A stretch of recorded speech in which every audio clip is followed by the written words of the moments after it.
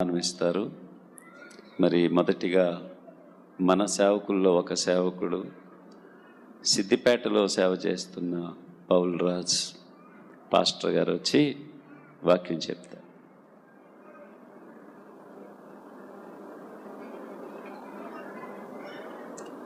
ఎవరు నిలబడుతున్నారు అని చూడకండి, ఏం మాట్లాడుతున్నాడు దేవుడు వారిలోంచి అని చూద్దాం.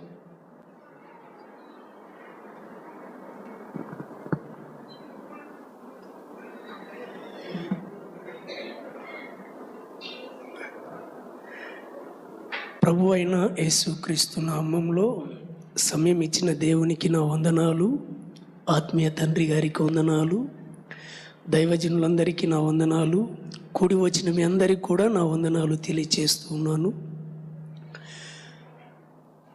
పరిశుద్ధ గ్రంథంలో నుండి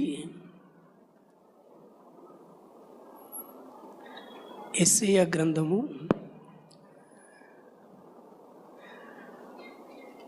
43వ అధ్యాయము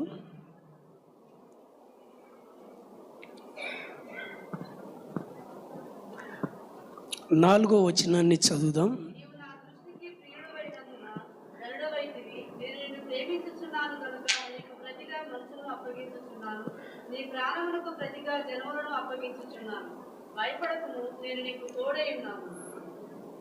చాలు, చిన్న ప్రార్థన చేద్దాం. సర్వాధికారి నీకే స్తోత్రాలు నాయన.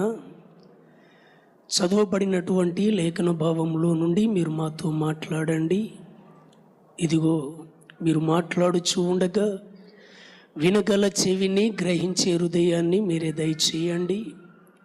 మీ దాసుడు మీ పక్షాన్ని నిలబడి ఉండగా మీ శిలువ చాటున మీరే మరుగుపరిచి మీ దాసుని ముఖాంతరములో నుండి మీరు మాతో మాట్లాడుమని యేసయ్య నామములో ప్రార్థన చేయుచున్నాము తండ్రి, ఆమేన్. ఒకసారి 2 చేతులు ఎత్తి చెప్దాం, హల్లెలూయా, హల్లెలూయా. ప్రభు అయిన దేవదేవునికి మహిమ, ఘనత, ప్రభావములు కలుగునుగాక. మంచిది. 4వ వచనాన్ని మనము చూసినట్లయితే, నీవు నా దృష్టికి ప్రియుడవైనందున ఘనుడవైతివి. ప్రవచన గ్రంథమైనటువంటి యెషయా గ్రంథంలో యాకోబును ఉద్దేశించి మాట్లాడుతూ, భయపడకోకు, పేరు పెట్టి నిన్ను పిలిచాను, దిగులు పడకోకు, జడియకు, నేను నీకు తోడై ఉన్నాను అంటూ మాట్లాడుతూ అంటూ ఉన్నాడు, నీవు నా దృష్టికి ప్రియుడవు అయ్యావు. స్తోత్రం, హల్లెలూయా.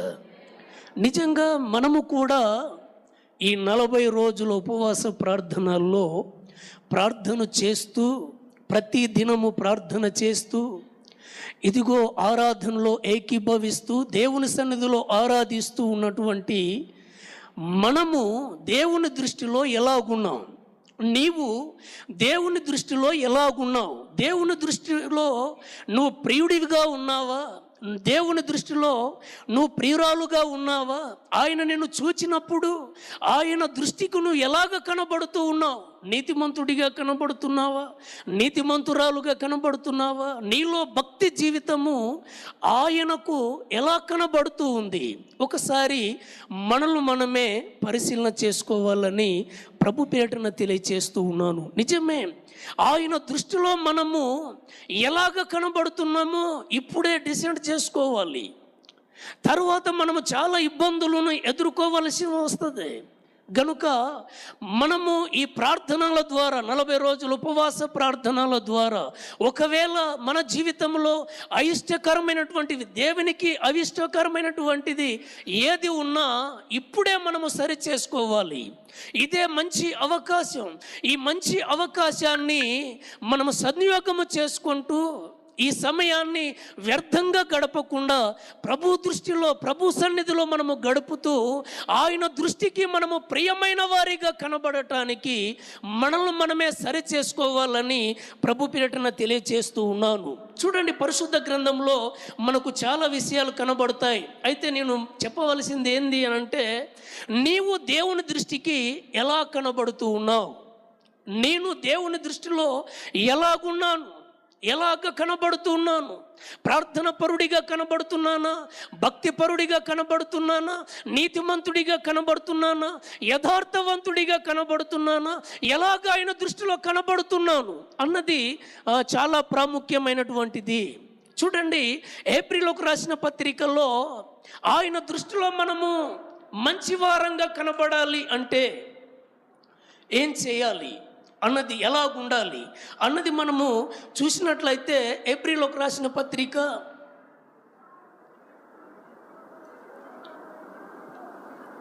11వ అధ్యాయము 6వ వచనం. విశ్వాసము లేకుండా దేవునికి ఇష్టుడై ఉండుట అసాధ్యము. దేవుని యొద్దకు వచ్చువాడు ఆయన ఉన్నాడనియు తన్ను వెదుకు వారికి ఫలము దయచేయువాడనియు నమ్మవలెను గదా. స్తోత్రం. విశ్వాసము లేకుండా దేవునికి ఇష్టులై ఉండుట అసాధ్యం, సాధ్యం కాదది. మనము దేవునికి ఇష్టలుగా జీవించాలి అనంటే నువ్వు చేసే నీ ప్రార్థన పైన నీకు విశ్వాసం ఉండాలి. నువ్వు చేసే నీ భక్తి పైన నీకు విశ్వాసం ఉండాలి.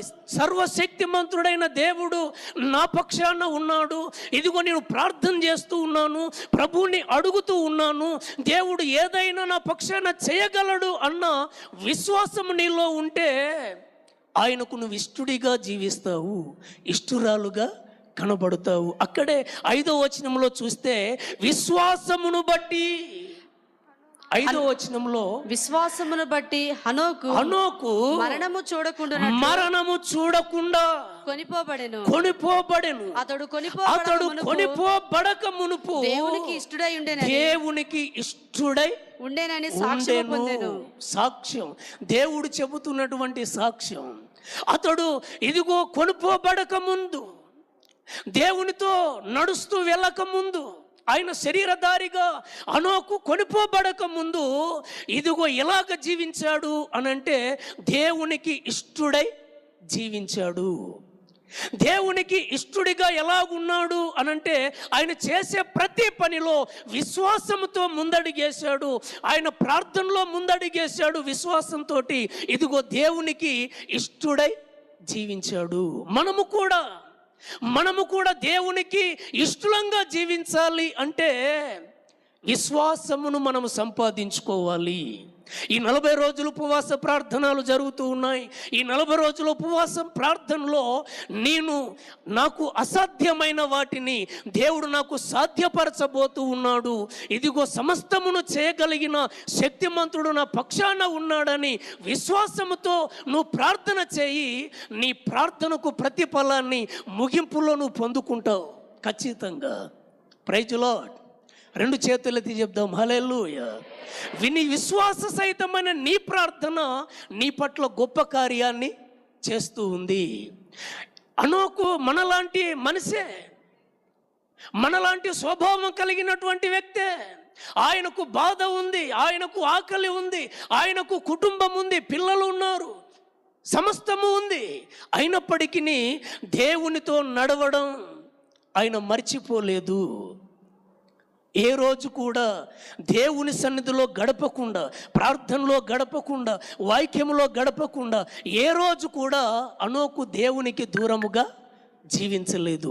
ప్రతి దినము దేవునిలో గడిపాడు గనక, దేవునితో జీవించాడు గనక దేవునికి హనోకు ఇష్టుడైపోయాడు. స్తోత్రం హల్లెలూయా. నేను మనమందరము కూడా దేవునికి ఇష్టంగా జీవించాలి అనంటే ప్రార్థన చేయాలి, ఆయన వాక్యాన్ని ధ్యానించాలి, చదవాలి. ఇదిగో ప్రభు సన్నిధిలో ఉన్న ప్రతి కార్యక్రమానికి హాజరు కావాలి. ప్రభు సన్నిధిలో నువ్వు జీవించాలి, ప్రభు సన్నిధిలో ప్రార్థించాలి, విశ్వాసంతో అడగాలి. నువ్వు ఇంటికాడ చేసే ప్రతి ప్రార్థనకి ఆయన సన్నిధిలో నువ్వు జవాబును పొందుకుంటావు, ఆశీర్వాదాన్ని పొందుకుంటావు. ఖచ్చితంగా దేవుడు చేయగలిగిన సమర్థుడని విశ్వాసము నీలో ఉండాలి. ఆ విశ్వాస సహితమైన ఆ ప్రార్థన గొప్ప కార్యాలను చేస్తూ ఉంది. అందుకే మంచి మాట, హనోకు దేవునికి ఇష్టుడిగా జీవించాడంట. అది దేవుడే సాక్ష్యం చెబుతూ ఉన్నాడు. మనము కూడా దేవునికి ఇష్టలుగా ఉండాలంటే విశ్వాసాన్ని మనము సంపాదించుకోవాలి. విశ్వాసాన్ని సంపాదించుకుంటే దేవునికి ఇష్టలముగా మనము జీవిస్తాము.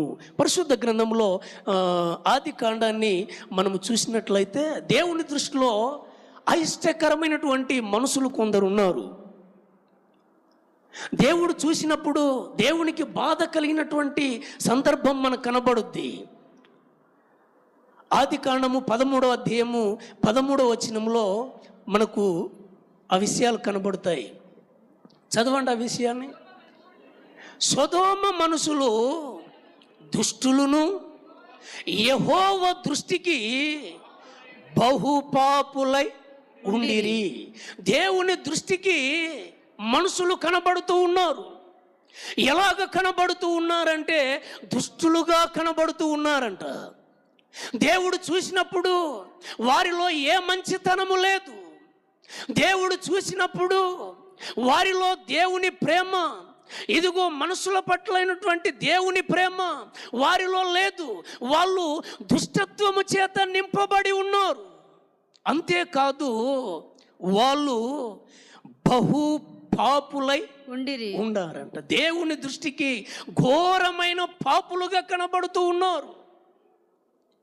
ఏప్రిల్లోకి రాసిన పత్రికలో మనము చూసినట్లయితే విశ్వాసం వలన దేవునికి మనము ఇష్టంగా జీవిస్తాము. ప్రార్థన పూర్వకంగా మనము జీవించినప్పుడు దేవునికి మనము ఇష్టంగా జీవిస్తాము. ఎప్పుడైతే నువ్వు ప్రార్థన మానేసి దేవుని దృష్టిలో నీవు ఇదిగో దుష్టుడిగా కనబడితే అది బహుఘోరమైన పరిస్థితి.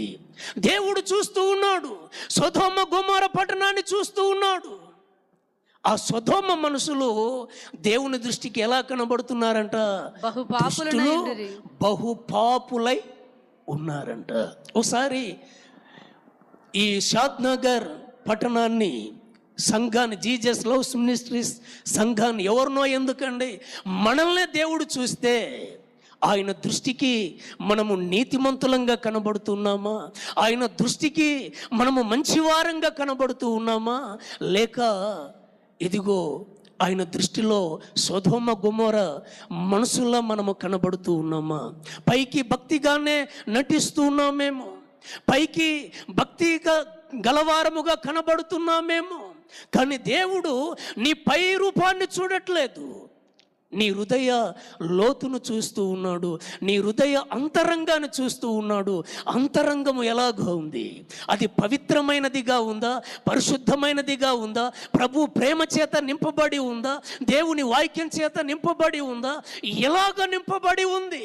లేక లోకాశలు, లోక ప్రభావము, పాపముతో కూడినటువంటి ప్రభావము, వ్యర్థమైన మాటలు, వ్యర్థమైన ముచ్చట్లు, నీ స్వభావము, నీ ప్రవర్తన ఆయన చూస్తూ ఉన్నాడు. ఆయన చూస్తూ ఉన్నప్పుడు ఏ విధంగా కనబడుతూ ఉంది? ఒకసారి మనల్ని మనమే పరిశీలన చేసుకోవటానికే ఇదిగో ఈ ఉపవాస ప్రార్థన మీటింగ్స్లు. Praise lord. 2 చేతులు ఎత్తి చెప్దాం, హల్లెలూయా, హల్లెలూయా.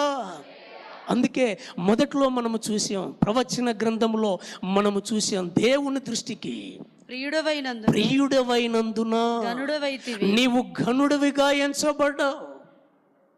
నువ్వు దేవునికి ప్రియుడిగా జీవిస్తే ఈ భూమిపైన ఉన్న సమస్తాన్ని దేవుడు నీకు ఇస్తాడు. ఏది కావాలన్నా దేవునికి ఇస్తాడు. నువ్వు అడగక ముందే దేవుడు సమస్తానికి ఇస్తాడు.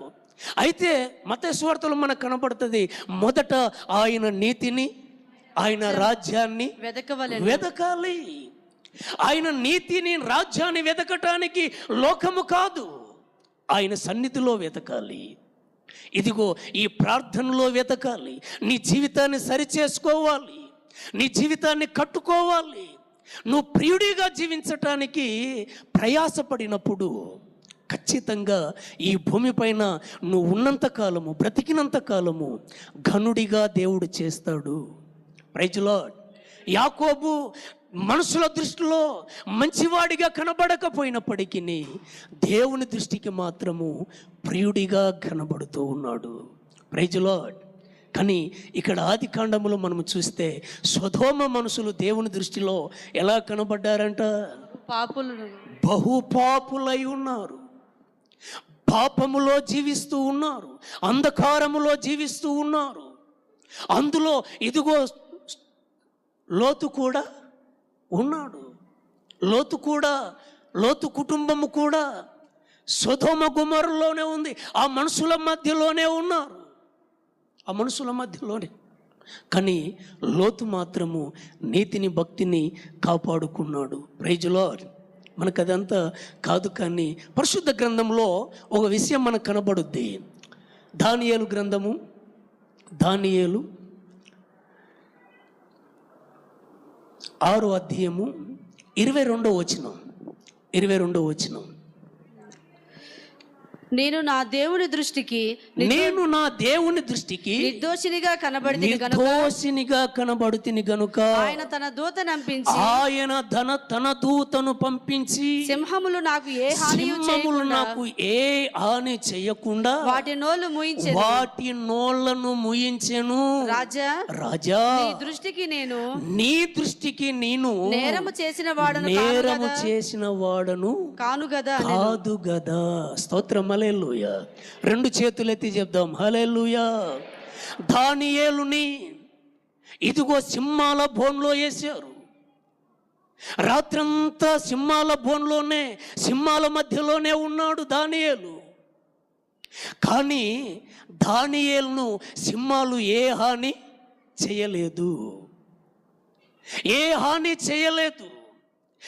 హాని చేయలేకపోవటానికి కారణం, దానియేలు దేవుని దృష్టికి నిర్దోషిగా ఉన్నాడు, ఏ దోషము లేని వ్యక్తిగా ఉన్నాడు.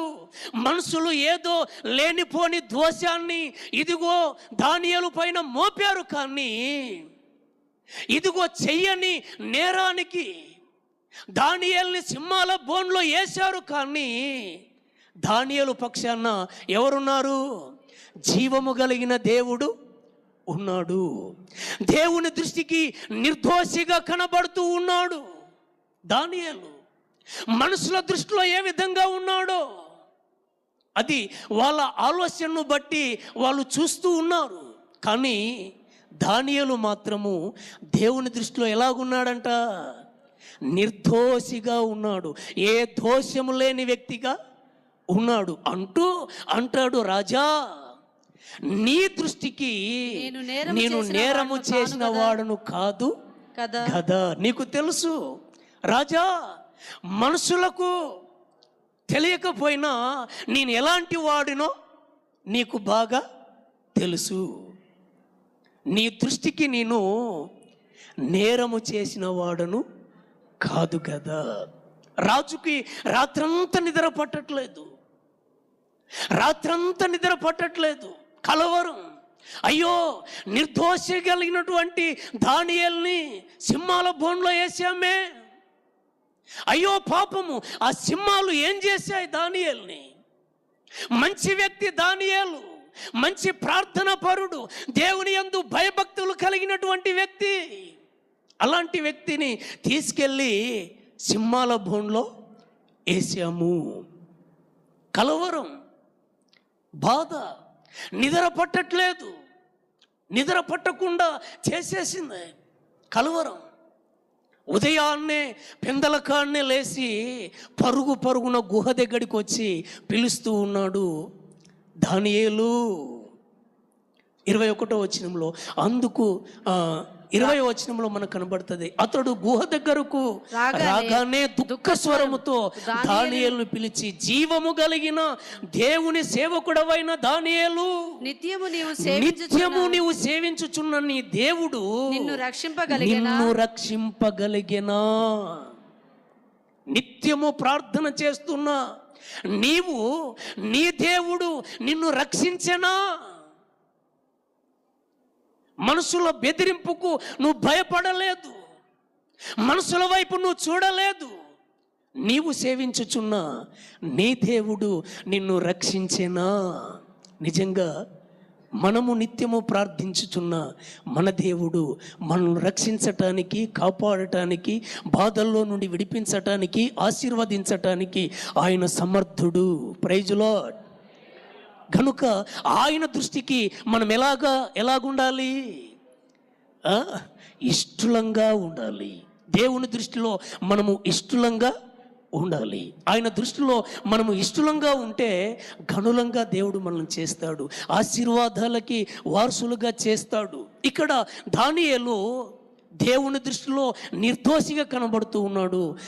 రాజు దృష్టిలో కూడా ఎలా కనబడుతున్నాడు? నేరము లేని వాడుగా కనబడుతున్నాడు. మనం కూడా ఈ లోకంలో జీవిస్తున్నటువంటి కాలమంతా కూడా దేవుని దృష్టిలో మంచి వారంగా ఉండాలి, నీతిమంతులుగా ఉండాలి.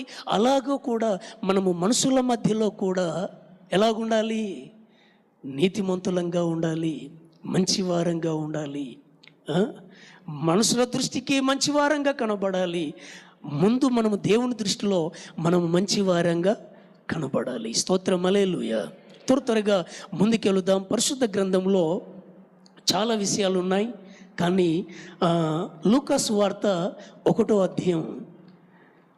అధ్యాయంలో ఇద్దరు మనకు కనబడతారు. 1వ అధ్యాయము 5వ వచనం. యూదయ దేశపు రాజైన హేరోదు దినములలో అబియా తరగతిలోనున్న జకర్యా అను ఒక యాజకుడు ఉండెను. అతని భార్య అహరోను కుమార్తెలలో ఒకతే, ఆమె పేరు ఎలిజబెతు. వీరిద్దరూ ప్రభు యొక్క సకలమైన ఆజ్ఞల చొప్పునను న్యాయ విధుల చొప్పునను నిరపరాధులుగా నడుచుకొనుచు దేవుని దృష్టికి నీతిమంతులై ఉండిరి. Praise Lord. దేవుని దృష్టికి ఎలాంటి వారిగా ఉన్నారంట? నిరపరాధులుగా ఉన్నారు. వీరిద్దరు కూడా భార్యాభర్తలు.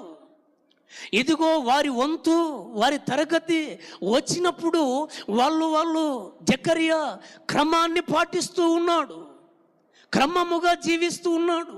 మనము వింటూ కూడా వస్తూ ఉన్నాం. దైవజనుల నోటి నుండి మనము అదే మాటను వింటూ వస్తూ ఉన్నాం. వీరిద్దరు కూడా దేవుని ప్రభువు దృష్టికి సకలమైన ఆజ్ఞల చొప్పున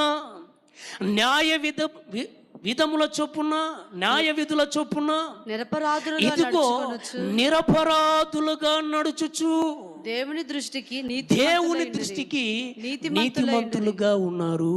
నువ్వు దేవునికి నీతిమంతులుగా ఉండాలి అని అంటే ప్రభువు దృష్టిలో ఇదిగో సకలమైన ఆజ్ఞల చొప్పున నడవాలి. దేవుడు మనకు ఆజ్ఞలు ఇచ్చాడు, దేవుని వాక్యాన్ని ఇచ్చాడు. ఆ వాక్యము ప్రకారంగా నడవటానికి ఇష్టపడాలి. మనము ప్రయత్నించాలి. మన ప్రయత్నాన్ని దేవుడు సఫలము చేస్తాడు. నువ్వు ఆశించినట్లుగానే దేవుడు ఖచ్చితంగా కార్యాన్ని చేస్తాడు. నీలో ఆ ఆశ ఉంటే ఆశపడుతున్న ప్రాణాన్ని తృప్తిపరుస్తాడు. అందుకే ఇక్కడ చక్కటైనటువంటి మాట ఉంది, సకలమైన ఆజ్ఞల చొప్పునను న్యాయ విధుల చొప్పును నిరపరాధులుగా నడుచుకొనుచు దేవుని దృష్టికి నీతిమంతులై ఉన్నారు. మీరు కూడా ఎలాగుండాలి? మనం కూడా ఎలాగుండాలి? దేవుని వాక్యానుసారంగా జీవించాలి, ఆయన కట్టడాలను అనుసరించాలి, న్యాయ విధులను అనుసరించాలి. అంతేకాదు కుటుంబముగా దేవుని సన్నిధిలో ఆయన దృష్టిలో నిరపరాధులుగా కనబడాలి. చాలామంది భార్య వస్తే భర్త ప్రభు సన్నిధికి రాడు. కొంతమంది భర్తలు వస్తారు కానీ కొంతమంది భార్యలు రారు. అయితే వీరిద్దరు కూడా ఎలాగ జీవించారంట? సకలమైన ఆజ్ఞల చొప్పున న్యాయ విధుల చొప్పున నడుచుచు నిరపరాధులుగా దేవుని దృష్టిలో కనబడుతూ ఉన్నారు. మనము కూడా దేవుని దృష్టిలో ఎలా కనబడాలి? ఎలిజబెత్ జకర్యాల వలె నిరపరాధుల్లా ఆయన దృష్టిలో కనబడాలి అంటే ఏం చేయాలి? మనల్ని మనమే సిద్ధపరచుకోవాలి. అందుకే ఒక మాట ఉంటుంది,